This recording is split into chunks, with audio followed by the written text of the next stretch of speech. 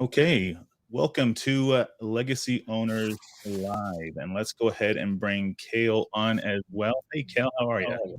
Good. How are you? Good, good.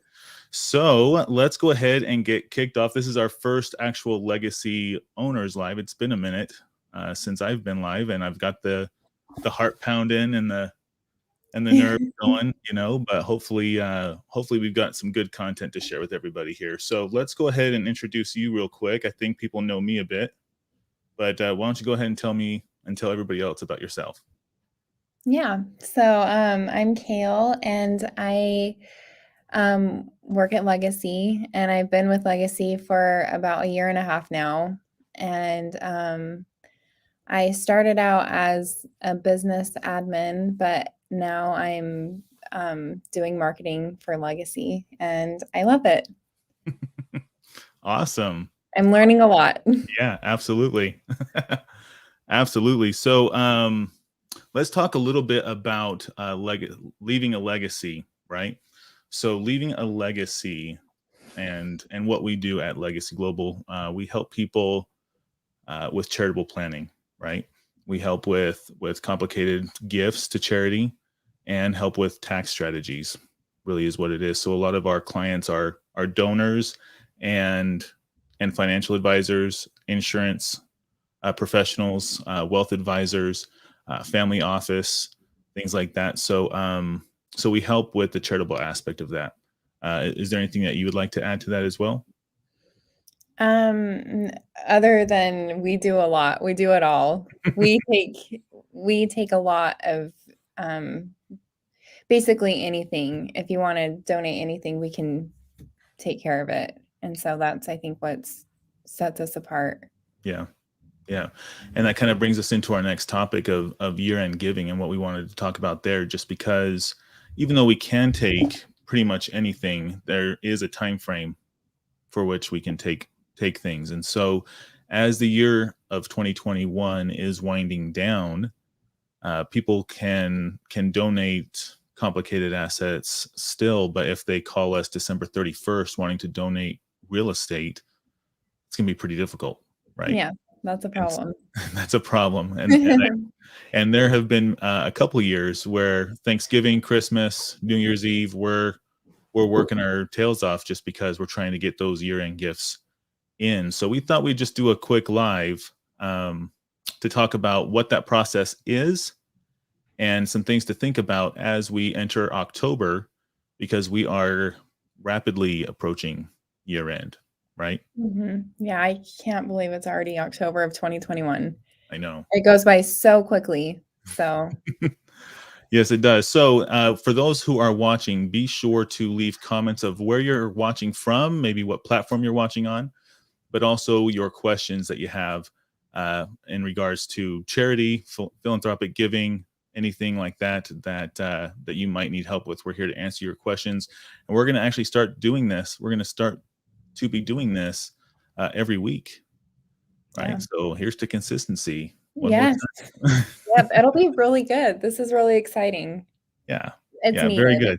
So, Absolutely. So it looks like we have Kirk and Beth here with us.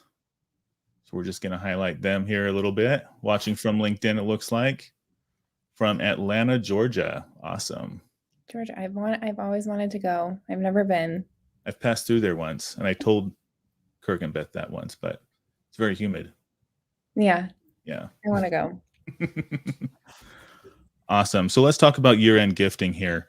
So what kind of questions do you have, Kale, about year-end gifting, year-end giving, and year-end gifting? Yeah, so I have like probably a couple of questions. They're kind of just basic. I just for people who like what is year-end giving? What is it? Because somebody like me who I didn't know anything about this before I came to Legacy, I didn't know any of this. So I'm just kind of asking basic questions. But like Mike said, if anybody else has any questions along the way, we can answer those as well. But the first one that I wanted to ask was, how would you describe year-end giving and year-end gifts? So with year-end giving, you kind of want to anticipate and plan ahead on on what you're going to be earning for the year, especially as entrepreneurs, business owners. If you're going to make a ton, way more than you anticipated before, you're going to have some tax problems probably. And so you want to kind of anticipate how you can offset the taxes, but also how does that align with maybe your charitable mission that you have in your own family, in your family office, or just in general. And so year-end giving really should be something that you talk about with your estate planning attorneys and your CPAs and your finance professionals to kind of see exactly what kind of liabilities you might have this year, and what you're going to anticipate, and then how much would you want to give to either an end user charity, or maybe even to your own family foundation, or any kind of charitable entity like a donor advice fund or a fiscal sponsorship, things that Legacy does for clients. And so that's just kind of something that you want to think about as far as what year-end gifting is. Yeah, I think that there's so many options. There's so many different ways that you can go about year-end giving. And so I think it's just really important. I think the key here is just preparation, and just knowing how much time you'll need for year-end gifting, because like Mike said, there is that 12/31 deadline. And so I think thinking about it right now is really important. And I think that's something that we're going to be stressing a lot during this live.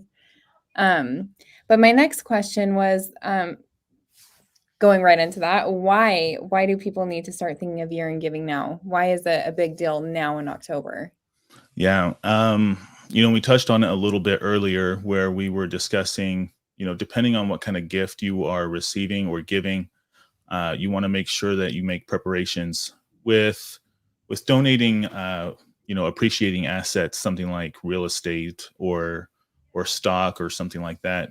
There's a process in which you do things, and the order of which you do that process matters. And so with things like real estate, I love real estate, so I talk about it quite a bit. But with real estate, you can't have any signed documents if you're wanting to donate, the whole real estate or partial of the real estate. Things can get a little complicated, and so you want to talk with your CPAs and your finance professionals and things like that. And with the year end, it gets very busy for those professionals as well, and so getting time with those professionals can be difficult. And then getting enough time to where you have, you can part out the real estate in the deed, you file it with the county, you get the appraisals done, inspections, things like that. It can be very time consuming, and there can be a lot of wait time depending on how fast the county for which you're selling the real estate can be. So you really want to think about what kind of time frame that's going to be. If you're wanting to do this the last week of the year, there's little we can do. There's some things we might be able to do, but if you wait to the last minute, it can be extremely difficult to get that gift in on time and make sure that it counts as a deduction for this year rather than next year. Yeah, and there's a lot of, I mean, if you keep putting it off, there's a lot of rush that'll go into the paperwork. And you just want to make sure everybody has time to review the paperwork, review everything that's going to be needed to do your year-end giving. So the more time you give people, the better. Yeah, absolutely. And the more precise everything is going to be giving. Well, and you also think about like the rush, like what you were talking about. A lot of times there are expedite fees, and it takes away from the gift, but it also puts money out of your pocket, because if you need an appraisal done immediately in a rush, the gift, the money that you donate from the sale of the asset isn't going to cover that, right? And so if you're paying more in expedite fees, you're really just paying more because of lack of planning. Yeah. Yep. So preparation is the key here. Yeah, absolutely. Okay. So what can people do to prepare for year-end giving, and what should people be thinking about? Yeah. So for preparing is what kind of assets are there? I think of, someone on the side of needing the tax deduction. You're going to want to think about what kind of process is going to be involved. So you're going to want to meet with people like us, professional charitable planners who can tell you what the process is going to be, what the time frame might be, and meet with them on that to have a good plan. But then also having people like us meet with you and your financial professionals to see exactly what needs to be done. Because sometimes we need to run, estimates and illustrations and things like that to kind of really hone down what kind of deduction you're really going to need, whether it's going to be in a straight up donor advice fund, or if it's going to be in a charitable trust or a charitable annuity. That's going to add time as well. And so you really want to kind of talk with those professionals to make sure that you're getting the right process in place rather than having to start all over towards the end of the year. But did that answer Right. your question, or was there another part of that? No, that's good. I think, setting up appointments now, talking with people who you need to be talking to. Do you need an appraisal done? Do you need to have an attorney look over some paperwork? Do you need Hmm. paperwork signed by third parties? Like, that's all something that you need to consider Right. now. And on the side of being the one running the charity, if you have a 501c3, or if you have a fiscal sponsorship or a program fund or a donor advice fund, things right now that businesses are considering is how much do we need to donate and who are we going to donate it to. Some companies have that pre-assigned well in advance, but you can go out to those companies and say, hey, we have this charitable mission. We'd like to be considered for any kind of donations you're going to make. And then talking with those organizations about what they can donate. Less than 10% of everything donated is cash in the entire world. And so, help them. I would be helping them as a charity, helping them see what can be donated, right? And what can be counted as a tax deduction. And so that's something I'd definitely be considering for the year end, is how am I going to try and help these organizations get their tax deduction in and also maximize donations to my charity. Yeah, that's a great tip to think about for charities. So there we kind of talked about how there's a lot of different options and ways to go about it. So what does the year-end giving process look like for like a cash donation or non-cash? What does that process look like?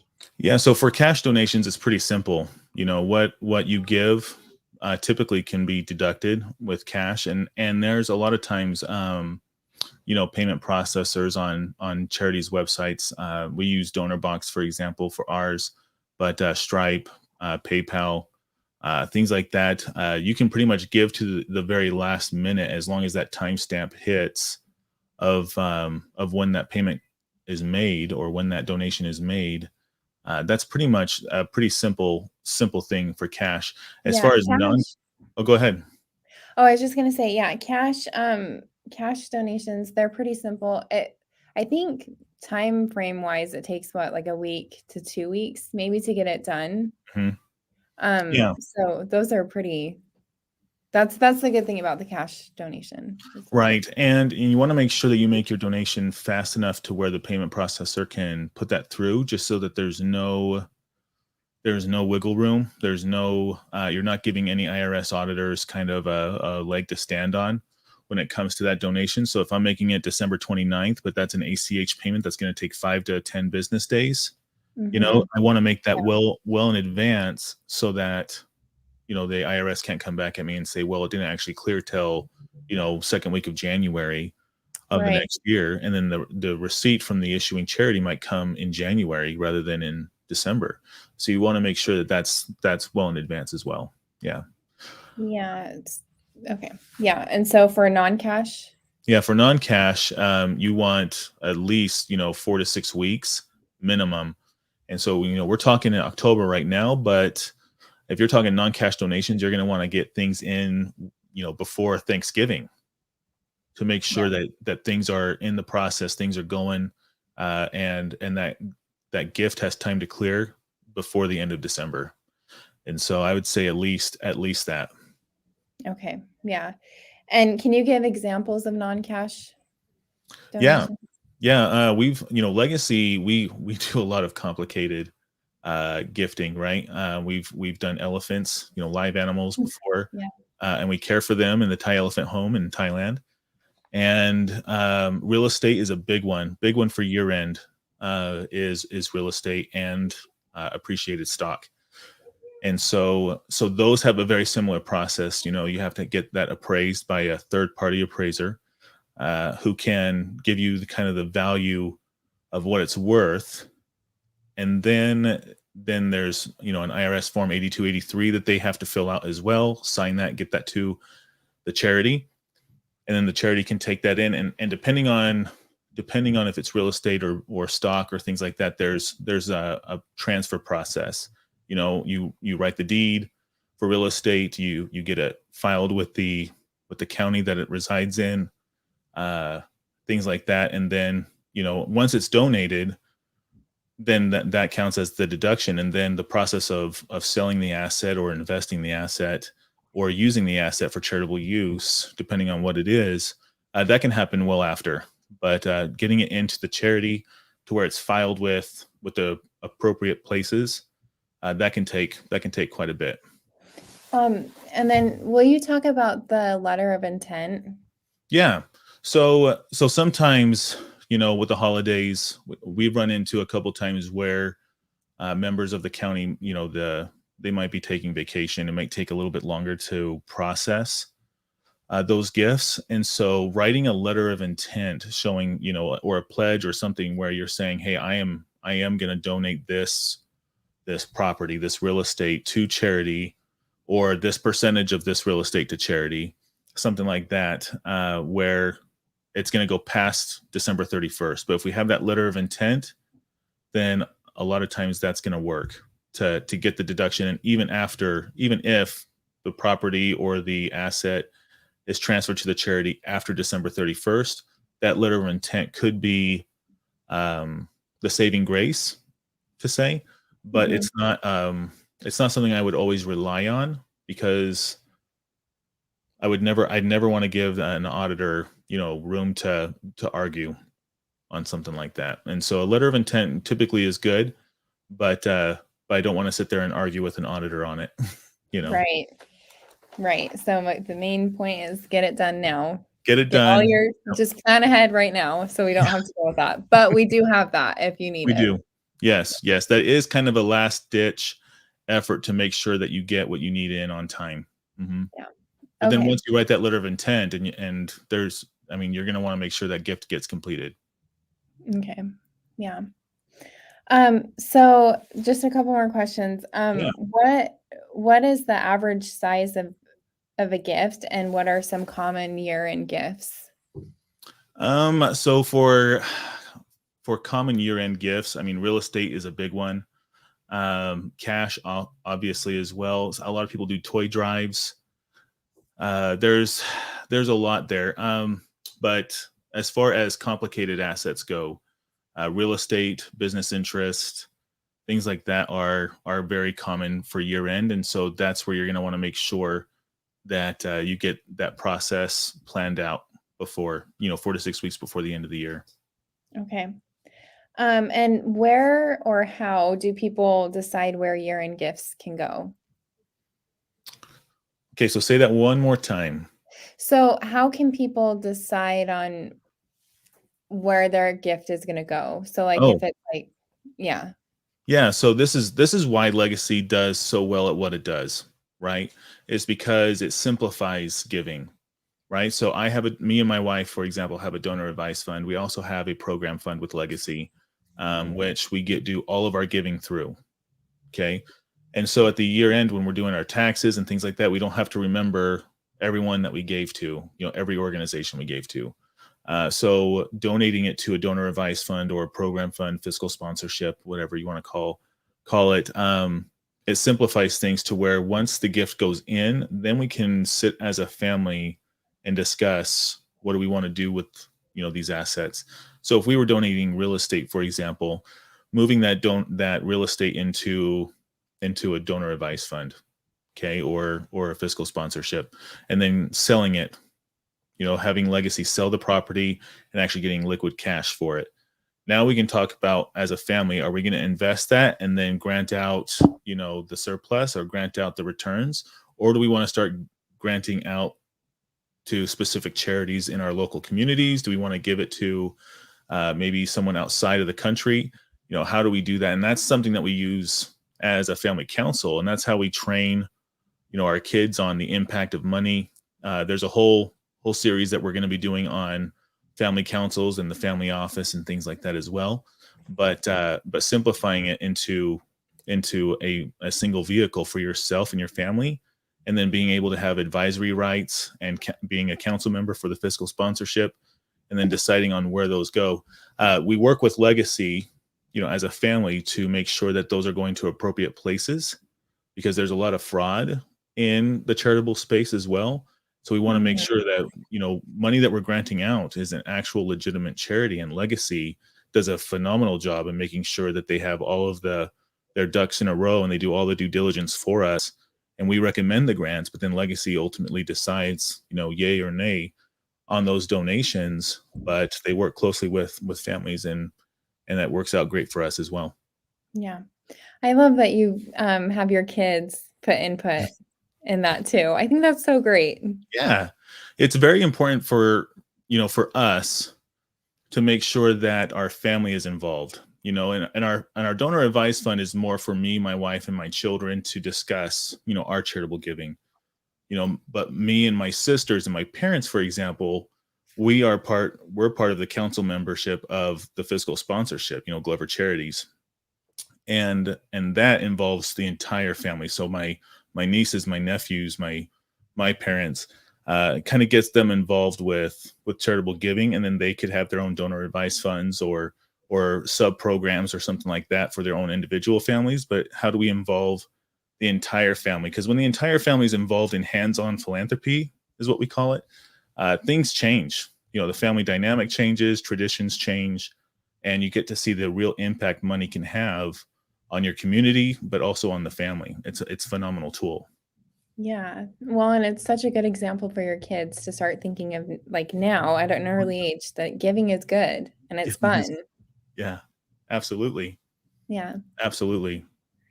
So this is kind of the last question. Mm-hmm. Can you talk about the CARES Act and what that has to do with year-end giving? Right. So the CARES Act, I took some notes here real quick, but so the CARES Act actually stands for, ready? The Yes. Coronavirus Aid, Relief, and Economic Security Act. Okay. It was a part of a $2.2 trillion stimulus bill that passed during the Trump era. But what it did with charity is, normally when you give to charity, you could give 60% of your adjusted gross income. Okay, 60% of your AGI. And as part of the stimulus bill, what they wanted to do is try to pump more money into charities and give incentives for donors to give more.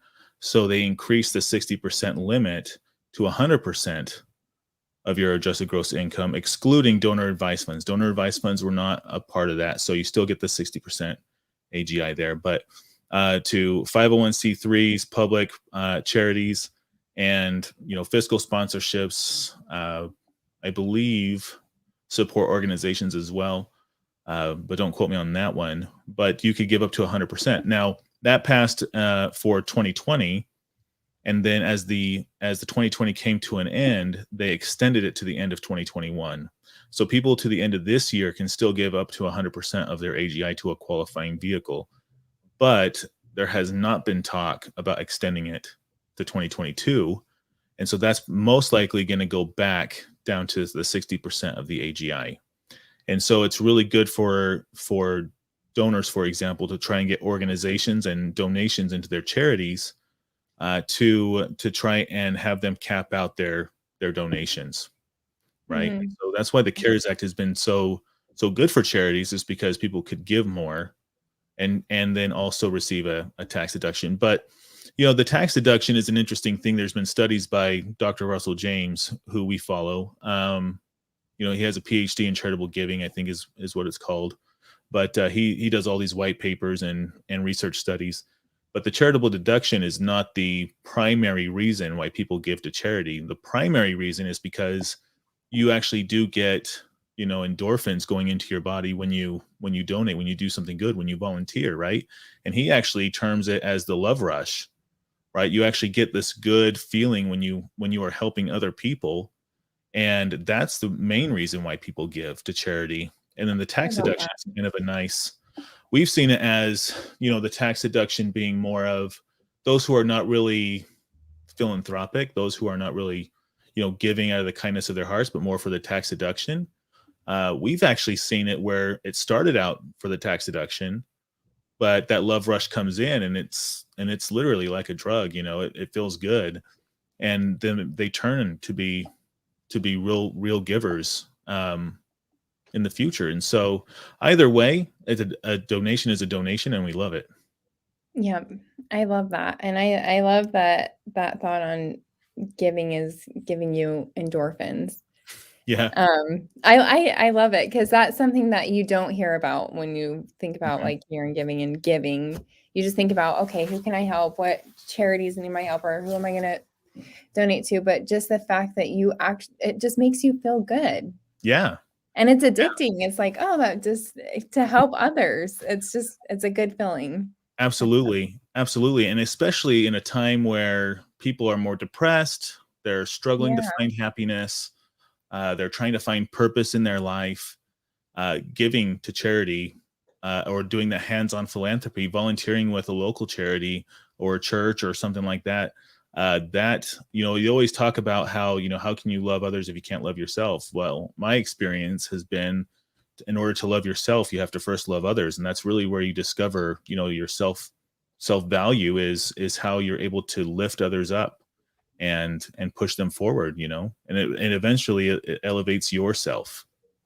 Yep, and that's exactly what we need, especially in today's world. I feel like the best thing to do is to love your neighbor, and that's something that is getting lost right now. So Yeah, I think that's just important to do. But absolutely um, agree. yeah, but those are all the questions that I have for you. Good. Awesome, awesome. I think that was really great for everyone to hear.